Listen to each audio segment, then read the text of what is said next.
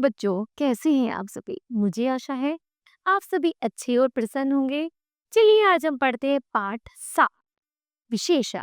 करते हैं इस पाठ की शुरुआत। चलिए सबसे पहले हम जानते हैं विशेषण की परिभाषा क्या है, अर्थात विशेषण किसे कहते हैं। चलिए पढ़ते हैं। संज्ञा अथवा सर्वनाम शब्दों की विशेषता जैसे गुण, दोष, संख्या, परिमाण आदि का बताने वाले शब्द विशेषण कहलाते हैं। ठीक है, अनुच्छेद को पढ़कर समझिए। रामपाल एक गांव में रहता है। वह गरीब किसान है, लेकिन बहुत ईमानदार भी है। एक दिन वह बाजार गया और वहां से उसने 12 के लिए मीठे से पीले अमरूद खरीदे। उसने दूसरी दुकान से 2 किलो चावल खरीदे और घर की ओर चल दिया। उसका सफेद थैला था, वह रास्ते में फट गया। उसमें से सारे चावल गिर गए। दिए गए अनुच्छेद में रंगीन छपे शब्द 1 गरीब ईमानदार, 12 मीठे पीले, दूसरी 2 किलो सफेद तथा सारे शब्दों से गांव, किसान, केला, सेब, अमरूद, चावल, थैला व चावल की विशेषता का बोध हो रहा है। ये सभी शब्द विशेषण है। ठीक है, विशेष्य है जिस संज्ञा अथवा सर्वनाम शब्द की विशेषता बताई जाए वह विशेष्य कहलाता है। विशेषण शब्द विशेष्य से पूर्व भी लगते हैं और उसके बाद भी। जैसे हमारे पास है थोड़ा सा जल लाओ, तो कितना जल लाओ? थोड़ा सा। 1 मीटर कपड़ा ले आना, तो ये क्या हुआ? कपड़ा कितना लाना? 1 मीटर। उसी बात है, यह रास्ता लंबा है, तो रास्ता कैसा है? लंबा है। फिर खीरा कड़वा है, तो खीरा क्या है? कड़वा है। तो ये जो रंगीन शब्द है यही विशेषण शब्द है। ठीक है, चलिए पढ़ते हैं विशेषण के भेद। करते हैं गुणवाचक विशेषण। इन विशेषण शब्दों से संज्ञा अथवा सर्वनाम शब्दों के गुण व दोष का बोध होता है। उन्हें हम गुणवाचक विशेषण कहते हैं। जैसे मैं मीठा आम खाऊंगा, तो कैसा आम खाऊंगा? मीठा। उसी तरह तोती की चोंच लाल होती है। दिए गए दोनों वाक्य मीठा और लाल आम व तोती की विशेषताएं बता रहे हैं, अतः ये गुणवाचक विशेषण है। गुणवाचक विशेषण निम्न को प्रकट करते हैं, जैसे भाव है अच्छा, बुरा, कायर, वीर, डरपोक आदि। रंग है लाल, सफेद, हरा, पीला, काला, चमकीला, फीका आदि। और दशा है पतला, मोटा, सूखा, गाढ़ा, पिघला, भारी, गीला, गरीब, अमीर, रोगी, स्वस्थ, पालतू आदि। और आकार है गोल, सुडौल, नुकीला, समान आदि। और स्थान है भीतरी, बाहरी, पंजाबी, जापानी, देशीय, ऊपरी आदि। और गुण है भला, बुरा, सुंदर, मीठा, खट्टा, दानी, सच, झूठ, सीधा आदि। परिमाणवाचक विशेषण। इन विशेषण शब्दों से संज्ञा या सर्वनाम की मात्रा अथवा नापतोल का बोध होता है। जैसे 2 मीटर कपड़ा, 2 किलो चीनी। ऊपर के दोनों वाक्यों में 2 मीटर और 2 किलो शब्द कपड़े और चीनी का परिमाण बता रहे हैं। ऐसे शब्द परिमाणवाचक विशेषण कहलाते हैं। परिमाणवाचक विशेषण के दो उपभेद होते हैं। जैसे पहला है निश्चित परिमाणवाचक विशेषण। इन विशेषण शब्दों से किसी वस्तु की निश्चित मात्रा का बोध होता है। जैसे मेरे सूट में 3.5 मीटर कपड़ा लगेगा। दूसरा है 3 किलो चीनी ले आओ। आगे है अनिश्चित परिमाणवाचक विशेषण। इन विशेषण शब्दों से किसी वस्तु की निश्चित मात्रा का बोध नहीं होता। जैसे थोड़ी सी नमकीन दे दो। आगे थोड़ा सा घी ले आओ। आगे है संख्यावाचक विशेषण। इन विशेषण शब्दों से संज्ञा या सर्वनाम की संख्या का बोध होता है। जैसे 3 घोड़े 4 कुत्ते। दिए गए वाक्यों में 3 और 4 शब्द घोड़ों व कुत्तों की संख्या बता रहे हैं। ऐसे शब्द संख्यावाचक विशेषण कहलाते हैं। ठीक है। आगे है संख्यावाचक विशेषण के भी 2 उपभेद होते हैं। नंबर 1 है निश्चित संख्यावाचक विशेषण। इन विशेषण शब्दों से किसी वस्तु की निश्चित संख्या का बोध होता है। जैसे 2 पुस्तकें मेरे लिए ले आना। अनिश्चित संख्यावाचक विशेषण है। इन विशेषण शब्दों से किसी वस्तु की निश्चित संख्या का बोध नहीं होता। जैसे कुछ बच्चे पार्क में खेल रहे हैं। निश्चित संख्यावाचक के निम्नलिखित 4 भेद होते हैं। पहला है गणनावाचक। ये विशेषण गणनात्मक संख्याओं का बोध कराते हैं। जैसे एक लड़का स्कूल जा रहा है। दूसरा है 25 रुपए दीजिए। आगे है क्रमवाचक। ये विशेषण संख्या के क्रम का बोध कराते हैं। जैसे राम कक्षा में प्रथम रहा। दूसरा श्याम द्वितीय श्रेणी से पास हुआ है। आगे है आवृत्तिवाचक। ये विशेषण केवल आवृत्ति का बोध कराते हैं। जैसे मोहन तुमसे चौगुना काम करता है। आगे है गोपाल तुमसे दुगना मोटा है। आगे है समुदायवाचक। ये विशेषण केवल सामूहिक संख्या का बोध कराते हैं। जैसे तुम तीनों को जाना पड़ेगा। आगे है यहाँ से चारों चले जाओ। आगे है संकेतवाचक विशेषण। चलिए पढ़ते हैं। जो सर्वनाम शब्द संकेत द्वारा संज्ञा या सर्वनाम की विशेषता बताती हैं, वे संकेतवाचक विशेषण कहलाते हैं। जैसे वह ऊँट जा रहा है, ये बालक आ रहे हैं।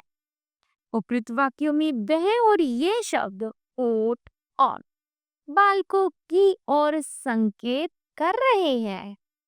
अतः ऐसे शब्द संकेतवाचक विशेषण कहलाते हैं।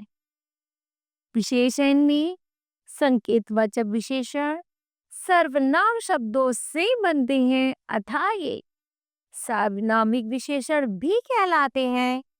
इन्हें निर्देशक भी कहते हैं। परिमाणवाचक विशेषण और संख्यावाचक विशेषण में अंतर। जिन वस्तुओं की नाप तोल की जा सके उनकी वाचक शब्द परिमाणवाचक विशेषण कहलाते हैं। जैसे कुछ फल लाओ, इसमें कुछ शब्द तोल के लिए आया है, इसलिए यह परिमाणवाचक विशेषण है। ठीक है। आगे है नंबर 2 पर जिन वस्तुओं की गिनती की जा सके उनकी वाचक शब्द संख्यावाचक विशेषण कहलाते हैं। जैसे कुछ बच्चे इधर आओ, यहाँ पर कुछ बच्चों की गिनती के लिए आया है, इसलिए यह संख्यावाचक विशेषण है। परिमाणवाचक विशेषण के बाद द्रव्य आदि पदार्थवाचक संज्ञाएं आती हैं, जबकि संख्यावाचक विशेषणों के बाद जातिवाचक संज्ञाएं आती हैं। सर्वनाम और सार्वनामिक विशेषण में अंतर। जिस शब्द का प्रयोग संज्ञा शब्द के स्थान पर होता है उसे सर्वनाम कहते हैं। जैसे वह मुंबई गया, इस वाक्य में वह सर्वनाम है। नंबर 2, जिस शब्द का प्रयोग संज्ञा से पूर्व अथवा बाद में विशेषण के रूप में किया जाता है उसे सार्वनामिक विशेषण कहते हैं। जैसे वह रथ आ रहा है, इसमें वह शब्द रथ का विशेषण है, अतः यह सार्वनामिक विशेषण है। ठीक है, आगे है विशेषण की अवस्थाएं। विशेषण शब्द किसी संज्ञा या सर्वनाम की विशेषता बताती है। विशेषता बताई जाने वाली वस्तुओं के गुण दोष कम अधिक होते हैं। गुण दोषों के कम अधिक होने को तुलनात्मक ढंग से ही जाना जा सकता है। तुलना की दृष्टि से विशेषण की निम्नलिखित 3 अवस्थाएं होती हैं, जैसे मूलावस्था, उत्तरावस्था और उत्तमावस्था। ठीक है, चलिए पहला हम पढ़ते हैं मूलावस्था। मूलावस्था में विशेषण का तुलनात्मक रूप नहीं होता है, वह केवल सामान्य विशेषता प्रकट करता है। नंबर 1, मोहन बलवान है। नंबर 2, रमा मोटी है। इन दोनों वाक्यों में बलवान और मोटी शब्दों द्वारा मोहन और रमा के गुण दोषों का उल्लेख किया गया है, अतः यह मूलावस्था है। नंबर 2 है उत्तरावस्था। जब दो व्यक्तियों या वस्तुओं के गुण दोषों की आपस में तुलना की जाती है तब विशेषता उत्तरावस्था में प्रयुक्त होती है। पहला है मोहन सोहन से अधिक बलवान है। नंबर 2 है श्यामा रमा से अधिक मोटी है।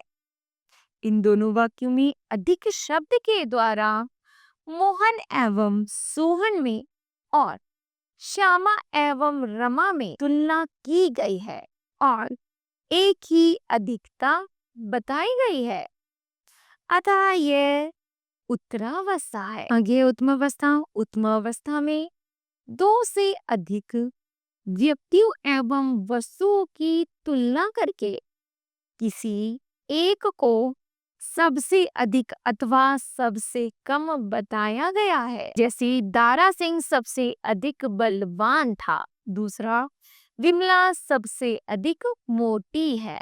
ठीक है, आगे है इन दोनों वाक्यों में सबसे अधिक शब्द द्वारा तुलना करके दारा सिंह का बलवान और विमला का मोटा होना बताया है, अतः ये उत्तमावस्था है। फिर है विशेष। केवल गुणवाचक एवं अनिश्चित संख्यावाचक तथा निश्चित परिमाणवाचक विशेषणों की ही तुलनात्मक अवस्थाएं होती हैं। अवस्थाओं के रूप अधिक और सबसे अधिक शब्दों का प्रयोग करके उत्तरावस्था और उत्तमावस्था के रूप बनाए जा सकते हैं।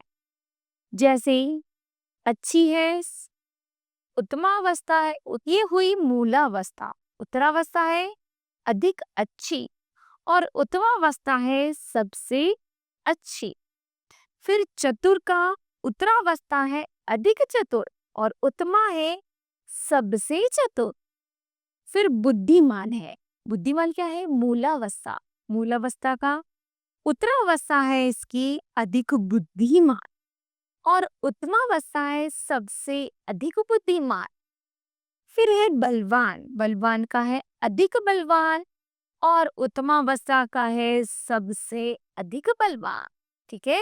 इसी प्रकार अन्य विशेषण शब्दों के रूप भी बनाए जा सकते हैं। तत्सम शब्दों में मूलावस्था में विशेषण का मूल रूप, उत्तरावस्था में तर और उत्तमावस्था में तम शब्दांश का प्रयोग किया जाता है।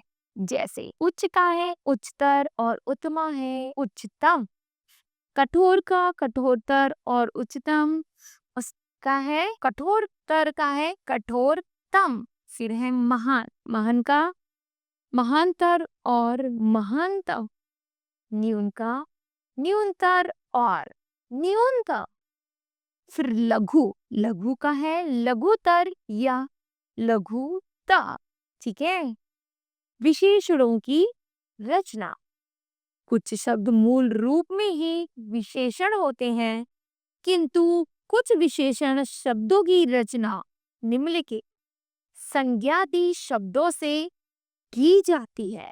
जैसे संज्ञा से प्रत्यय है इक, तो इक का संज्ञा है अंश। अंश का विशेषण है आंशिक। उसी तरह संज्ञा है इसकी धर्म और विशेषण है धार्मिक। आगे है फिर इतिहास का ऐतिहासिक, और देव का संज्ञा है दैहिक। ठीक है। आगे है इत जुड़ा है प्रत्यय में। करुणा में इत जुड़ा तो बने कारुणिक, और यज्ञ में जुड़ा तो याज्ञिक। क्षुधा में जुड़ा तो क्षुधित, और तरंग में जुड़ा तो तरंगित। अंक में जुड़ा तो अंकित, और कुसुम में जुड़ा तो कुसुमित। सुरभि में जुड़ा तो सुरभित, और धनी में जुड़ा तो धनित। ठीक है। आगे है सर्वनाम से। सर्वनाम से सर्वनाम है वह, विशेषण है वैसा। सर्वनाम है वह, यह, तो विशेषण है ऐसा। क्रिया से क्रिया है पट, विशेषण है पठित। क्रिया है पट, तो विशेषण है पठित। क्रिया है भागना, तो विशेषण है भागने वाला। क्रिया है पूज्य, तो विशेषण है पूजनीय। क्रिया है वन, तो विशेषण है वंदनीय। और क्रिया है पालना, तो विशेषण है पालने वाला। ठीक है। तो बताओ बच्चों, आपने इस पाठ से क्या सीखा? तो हमने सीखा संज्ञात्मक सर्वनाम की विशेषता बताने वाले शब्द विशेषण कहलाते हैं। विशेषण के 4 भेद होते हैं: गुणवाचक विशेषण, परिमाणवाचक विशेषण, सर्वनामवाचक एवं सार्वनामिक विशेषण। परिमाणवाचक विशेषण संज्ञा अथवा सर्वनाम की मापतोल व मात्रा बताते हैं। संख्यावाचक विशेषण संज्ञा अथवा सर्वनाम की संख्या, क्रम, समूह व आवृत्त बताते हैं। सार्वनामिक विशेषणों को संकेतवाचक सर्वनाम भी कहते हैं। मूलावस्था, उत्तमावस्था व उत्तरावस्था विशेषण की 3 अवस्थाएं होती है। ठीक है। इस तरह बच्चों यह पाठ समाप्त होता है। मुझे आशा है कि आप सभी को यह पाठ समझ आया होगा। धन्यवाद।